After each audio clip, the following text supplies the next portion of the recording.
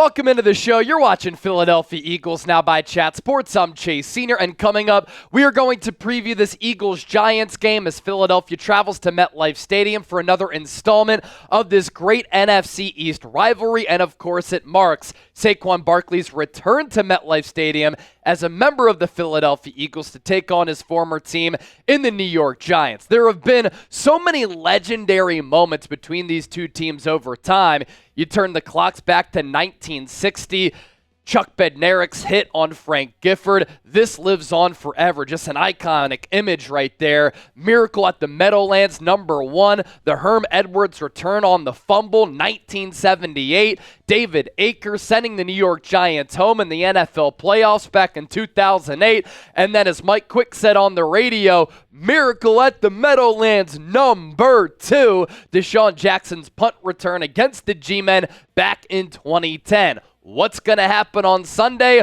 Hopefully some more great moments on the side of Philadelphia. And it's Philadelphia against New York. And as a lifelong Philadelphia fan, so far here during this calendar year, 2024, Sixers lost to the Knicks in round 1. Phillies lost to the Mets in the NLDS last week. I can't take another Philadelphia loss against New York. So if you're with me and you hate the Giants and you hate New York, I want you to hit that thumbs up icon, like the video, and type FNYG down in the comment section.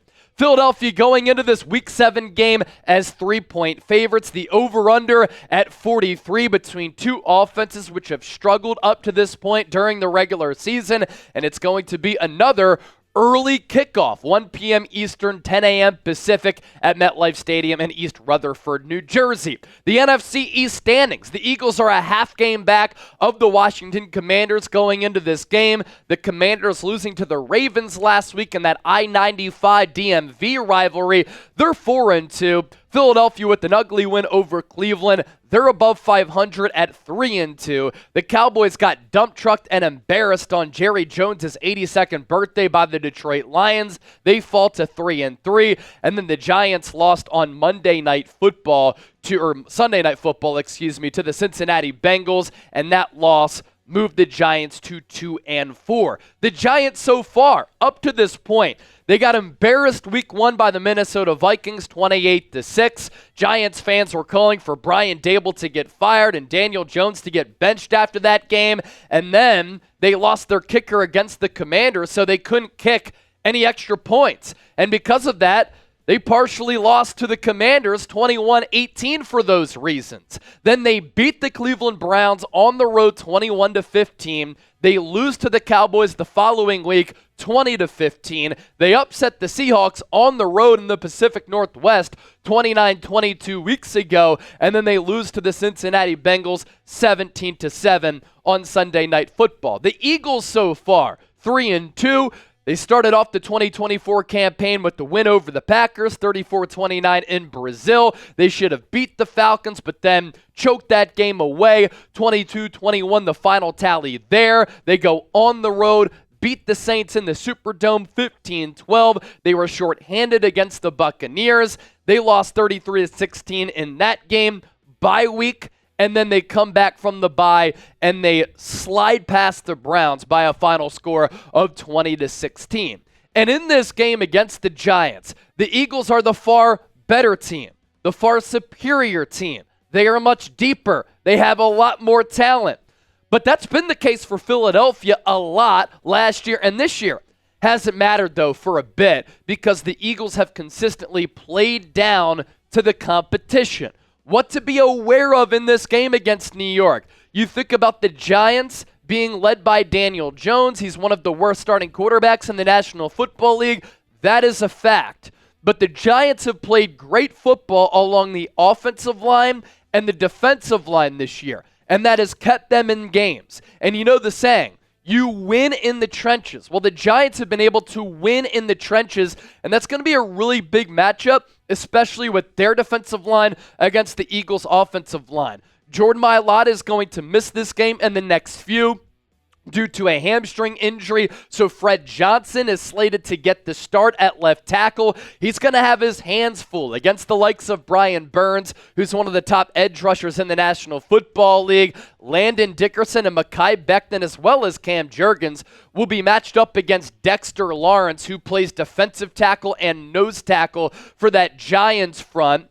Rakeem Nunez-Roches is a good player. Azeez Ojulari has elevated to a starting role because Kayvon Thibodeau got surgery on his wrist. He has a lot of twitch, bend, and speed coming off that edge spot. So Lane Johnson, Fred Johnson, they'll be matched up against the speed rusher that is Ojulari, who had a really good rookie year, but then the last 2 years, he's kind of slid down the depth chart a little bit. And then because Thibodeau is out, former Eagle Patrick Johnson figures to get some snaps at that edge rusher spot.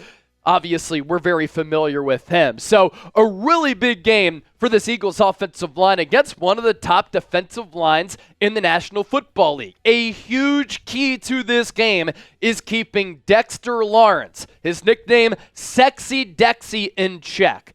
Now that Aaron Donald has retired, Chris Jones, Dexter Lawrence, two of the top interior defensive linemen in the NFL. And what's so impressive about what Lawrence has been able to do this year, he has 7 sacks as a nose tackle primarily, which means that he lines up directly over the center, and oftentimes he gets double teamed by guards who also try to chip him and block him to keep him from muddying up the pocket and getting an interior pass rush on the opposing quarterback. Lawrence this year, with those 7 sacks, an overall Pro Football Focus grade of 89.6, a run defense grade of 83.6, pass rush grade of 78.4. He has 11 stops, 13 hurries, 24 quarterback pressures on 196 pass rushing snaps. Along that defensive line, you also have Brian Burns. He was a blockbuster trade acquisition for Joe Shane and the Giants organization back in March of this year. And then the Giants gave him a 5-year, $150 million contract after that trade with the Carolina Panthers. Burns this year has been really good, probably not the Pro Bowl, all-pro caliber player that he has shown to be in the previous years of his NFL career while with Carolina. He broke out a little bit against Cincinnati in primetime this past week. He has 3 sacks this year, but the Pro Football Focus number is still very, very good, even though the sack production is a little bit down. 84.3, the overall grade, run defense grade of 72.4, a pass rush grade of 76.4. He has 16 stops to his name, 16 quarterback hurries, alongside 22 quarterback pressures on 187 pass rush snaps. Brian Burns is a complete edge rusher who does a good job of dialing up pressure on quarterbacks, but he's also really good at setting the edge, stopping the run. And this Jordan Mailata injury, it looms large for the Eagles in this game, but also over the next couple of weeks, because he's been one of the top offensive tackles in the game. Mailata this year, an overall Pro Football Focus grade of 88.4, pass blocking grade of 90.9, and a run blocking grade of 83.2.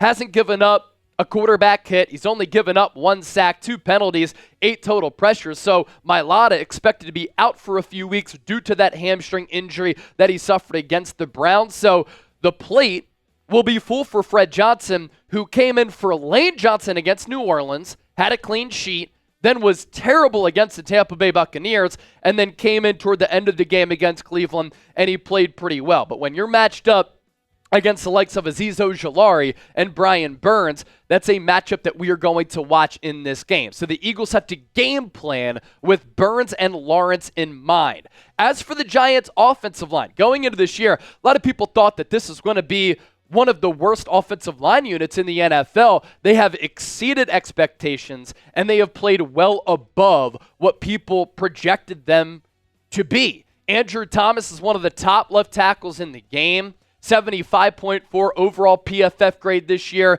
John Runyon, the son of the legendary Eagle John Runyon, He was a free agent acquisition this year, formerly of the Green Bay Packers. He's played good ball at that left guard spot. I think that the PFF numbers don't indicate how good he's been. John Michael Schmidt's pretty solid player. Greg Van Roten has been an upgrade at right guard for New York. And Jermaine Illuminor, in moments this year, has been one of the better starting right tackles in the NFL. He does have guard and tackle experience, but this year he signed with the Giants in free agency, formerly of the Las Vegas Raiders, and he's given this team something at that right tackle spot, something that they needed very, very desperately. The Giants' Pro Football Focus team grades.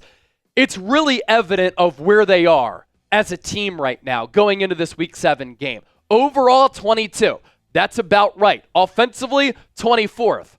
That's spot on. Defensively, they are a top 10 overall defense. Pretty sound and well coached at all three levels. And then special teams pretty good, and that's with them having kicker problems. So their coverage units have been very solid. And the Eagles special teams unit, it has struggled this year, and they've had some weaknesses and blemishes. Overall for Philadelphia, as far as their team grades per PFF, they rank 13th overall, offensively 15th, middle of the pack, defensively 17th, about middle of the pack, and special teams 26th. So who you got in this game? My score prediction coming up a little bit later during our preview. Type PHI for the Birds, NYG for the New York Giants. Let your voices be heard down in the comment section right now. As you venture down there, be sure to hit that subscribe button for the most informative, insightful, thought-provoking, and entertaining Eagles coverage right here on YouTube. And we'll be doing a watch party for this game. Our live coverage begins with an hour pregame show, 12 p.m. Eastern, 9 a.m. Pacific. Hit that bell icon. Turn on your notifications as well. Therefore, anytime we go live, anytime we push out a show, you'll be notified, and you can hang out on the largest independently run Eagles channel right here on YouTube. Our sponsor for today's Eagles Now, Game Time. They specialize in last-minute tickets at the lowest price guaranteed. So if you want the best seats and you want to be able to save money, put together some great memories, download the Game Time app. Thanks to Game Time Picks, curation makes it easier to find tickets to sporting events, but also concerts, comedy shows, theater events, and more. And when you download the app, you create an account, and you use the code CHATSPORTS, CHATSPORTS, you get $20 off. Terms apply. First purchase only. There are a lot of tickets available for this Eagles-Giants game, and MetLife, they were in the primetime eye. Sunday Night Football, Monday Night Football, good place to watch a game. And what I love about this app, you can see the view from your seat before you buy, so you know exactly what to expect when you arrive. And I love how you can see the view and the price point from the tickets that you purchase. Again, not just an app for sporting events. I love comedy. I love music, so I like going to comedy shows and concerts. Use that code CHATSPORTS for $20 off. Prices drop as the event gets closer. What time is it? Game time. We move forward in our preview here between Philadelphia and New York. Here's how Philadelphia can really win this game against the Giants in Week 7 to get that record to 4-2, which would really serve them well as the season progresses here to be a couple of games over 500 with some easy games coming up on the Eagles' schedule. Let's begin with the Giants' Daniel Jones problem. Their quarterback has really held the Giants back as a football team because they have one of the top defenses in the NFL. Their special teams unit is good. I like Brian Daboll, frankly, as a head coach, but he has not been helped by his quarterback in Daniel Jones, who this year has been a really good runner, not a good thrower. And that contract wasn't worth it. I thought that was the case at the time when the Giants gave him $40 million. So he's holding this team back schematically with his overall play, but with this contract as well. He has 8 passing touchdowns in his last 13 games. That's not what you pay a quarterback $40 million average annual value for. He's also had a lot of primetime struggles in big-time games. DJ, after that loss against the Bengals on Sunday, is 1-14 in primetime and hasn't thrown a touchdown in his last 7 primetime matchups. I know that this game is being played at 1 p.m. Eastern on the East Coast, but still, in big moments, Daniel Jones has faltered. And in all games this year, he hasn't been good. He's managed the game. He's been able to make some plays happen with his legs, but not with his arm. A completion rate of just 62.1%. That is well below, league average. And he's thrown only 6 touchdowns to 4 picks. And his yards per attempt, 6.1. This is also pretty crazy. The Giants this year have 8 offensive touchdowns. Their defense has only given up 8 touchdowns. So the offense hasn't been able to bail out the defense or even support the defense, and they are just not playing complementary football. And then toward the end of games, the defense naturally starts to break down and get a little bit tired because the offense has a lot of 3-and-outs. They can't really sustain drives. They can't matriculate downfield. And these Giants' defensive numbers are excellent. Touchdowns per game allowed, they rank 6th among 32 teams.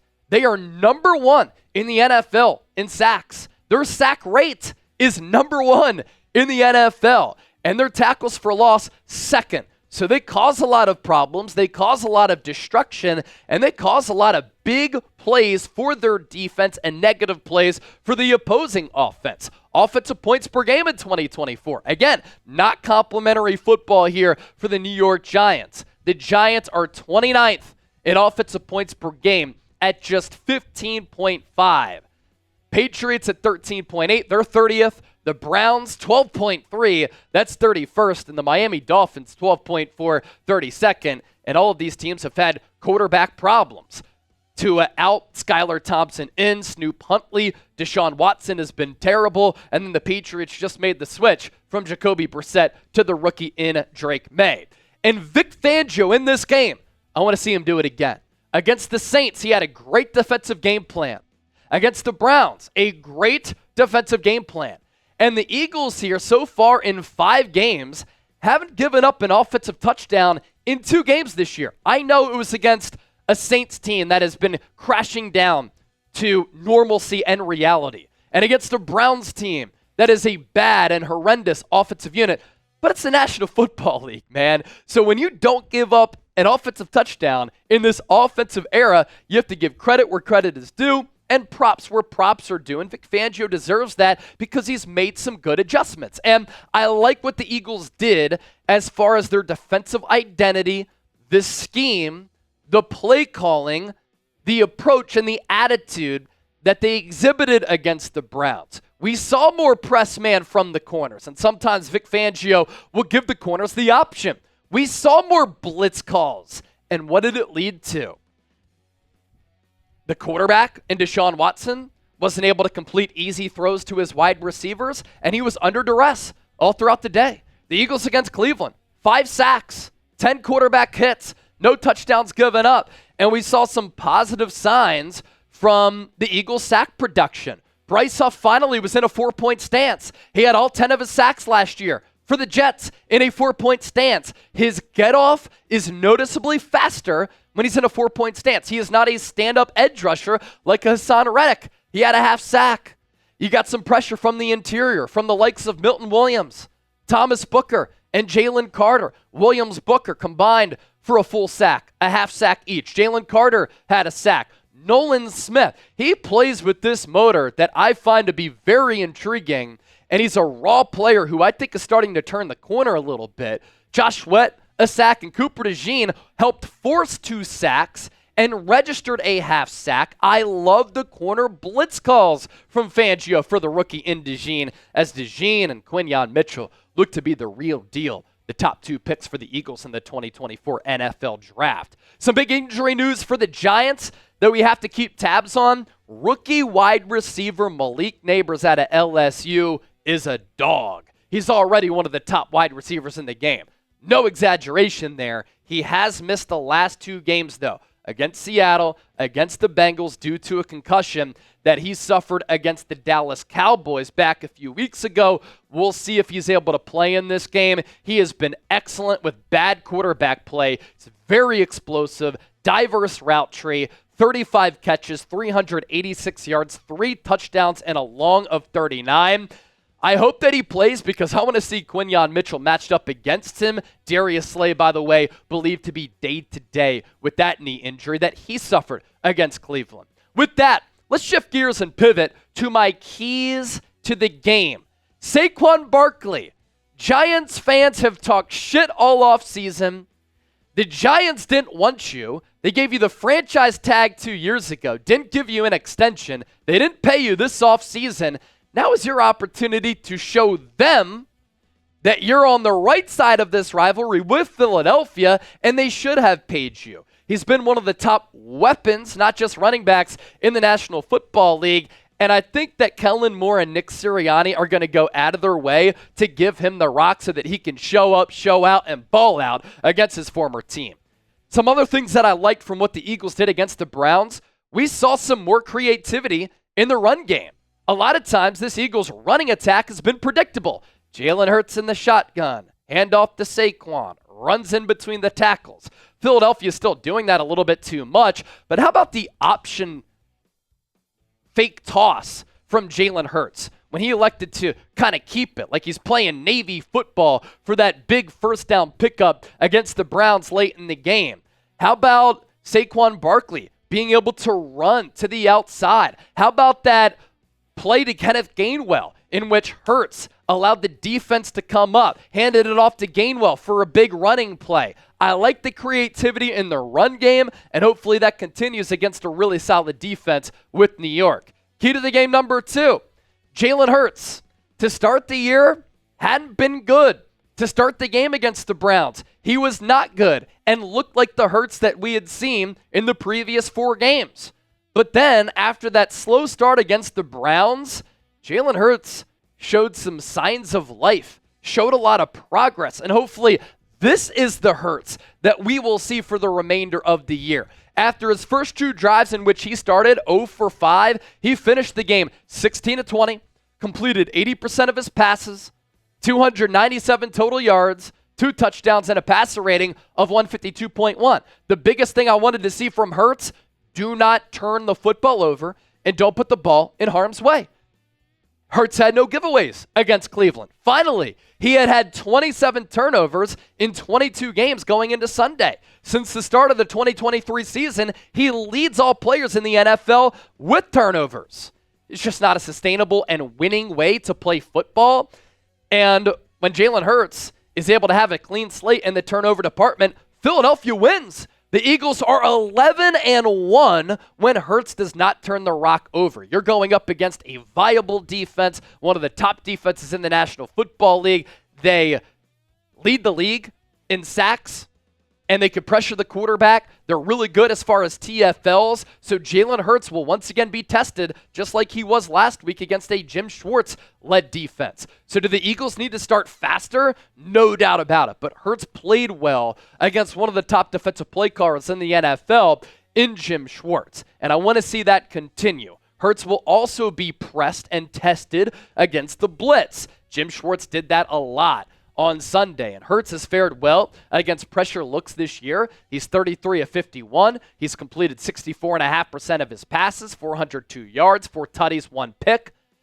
He threw both of his touchdowns, by the way, to A.J. Brown and Devontae Smith against the blitz against the Browns. He has a passer rating of 106.8, yards per attempt at 7.9, and an EPA of plus 13.5. Key to the game number 3, make offensive adjustments. This is something that Nick Sirianni and his offensive staff have really struggled with the last 2 years, with Kellen Moore this year, with Brian Johnson last year. Some of the offensive changes that I want to see: start fast. Eagles are the only team in the NFL that hasn't scored any points in the first quarter this year. Unacceptable. Let's see more pre-snap motion. It looks like Kellen Moore is still running Nick Sirianni's offense, which is vanilla, predictable, mundane. Get back to that week 1 pre-snap motion. It confuses the defense, and it serves as an indicator for Hurts for what the defense is doing. Are they playing zone? Are they playing man? And it helps your playmakers break free. Route tree variety.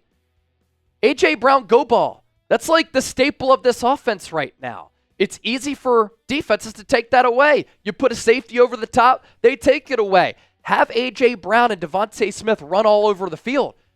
Eagles haven't really done that this year. Target the middle area of the field. What happened when the Eagles did target the middle area of the field with the crosser? Devontae Smith, able to run 45 yards untouched for that touchdown last week.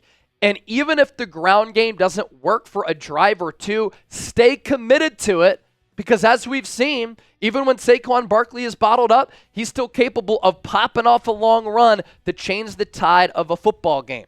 Did it against New Orleans, did it against Green Bay. He's done it multiple times this year. Key to the game number 4, keep Dexter Lawrence, Sexy Dexy, and Brian Burns in check. One of the top defensive players in the NFL is Dexter Lawrence. Certainly one of the top defensive tackles. And Brian Burns, against the run, against the pass, one of the top edge rushers in the game. They are big reasons why this is one of the top defenses in the NFL for New York. And Lawrence is a load. 6'4", 340, 7 sacks this year as a nose tackle. You rarely see that. It's a different position than defensive tackle. And for Burns, he got going last week against Cincinnati. He popped on tape, and that's the player that the Giants are paying for. He has 3 sacks this year. Both Lawrence and Burns can take over the game. And then lastly, key to the game number 5, Daniel Jones is terrible. Daniel Jones is one of the worst starting quarterbacks in the National Football League, especially when you factor in the price tag. Yards per attempt, terrible. Touchdown interception ratio, 6-4. Completion rate, 62%. This Eagles defense, they dominated the Saints. They dominated the Browns. Outside of that, they've been a mediocre to bad unit this year, but we've seen what they're capable of being. And they should be able to continue that dominance and have another dominant showing against a lackluster Giants offense led by Daniel Jones. Predict the score. Philadelphia Eagles traveling to East Rutherford, New Jersey to take on the Giants. Look, it's so hard to predict every Eagles game this year because you never know what team you're going to get. And for the last calendar year, this Eagles team has been very frustrating to watch. It makes you want to rip your hair out and gouge your eyes. I think the Eagles win this game by 8. They are better. I think they wear that Giants team down throughout the course of the game. I think Nick Sirianni is very motivated to get this team playing up to their caliber, especially after all of the slack that he's taken after talking some smack with some Eagles fans and having to apologize for it. The Eagles go on the road. They play a pretty clean game. We saw some strides offensively against Cleveland. We'll continue to see it against one of the NFL's top defenses on Sunday.